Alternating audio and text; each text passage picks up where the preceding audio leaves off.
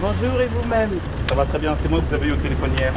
Comme chaque jour, Raphaël et Inès du service jeunesse de la ville sont chargés d'accompagner les Campinois qui ont des difficultés à se déplacer vers le centre de vaccination au gymnase Tabanelli.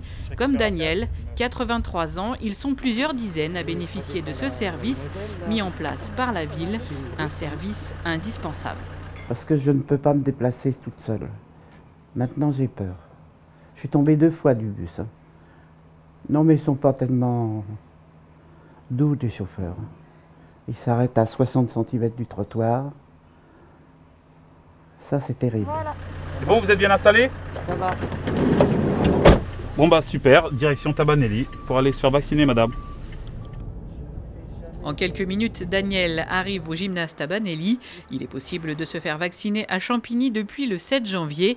Ici, 10 agents municipaux sont mobilisés quotidiennement pour accueillir les Campinois qui suivent un parcours bien défini. Un accueil administratif est nécessaire avant de rencontrer l'un des 10 médecins, infirmiers ou pompiers pour se faire vacciner.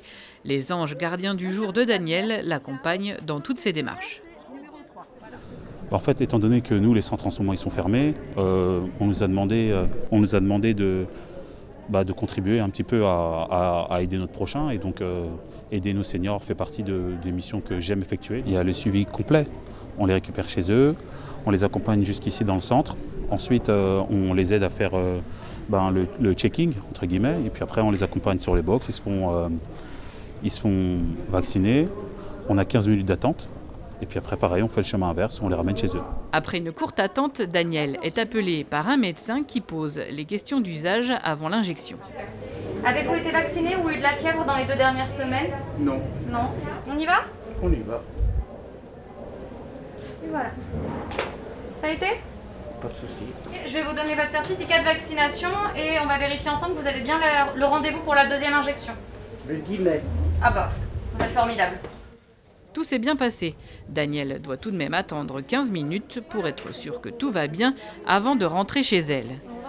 Aller vers, c'est le leitmotiv de la mairie pour toucher les personnes isolées, mais selon le directeur de la santé, il faut aller plus loin. Eh bien, en fait, c'est justement d'aller vers, au-delà même des populations les plus vulnérables et fragiles, aller vers les personnes qui sont pour l'instant dans l'attente, dans la réflexion, dans le refus même de la vaccination. On en connaît beaucoup. C'est assez inquiétant par rapport à ces patients qui, pour autant, ont aussi une perte de chance.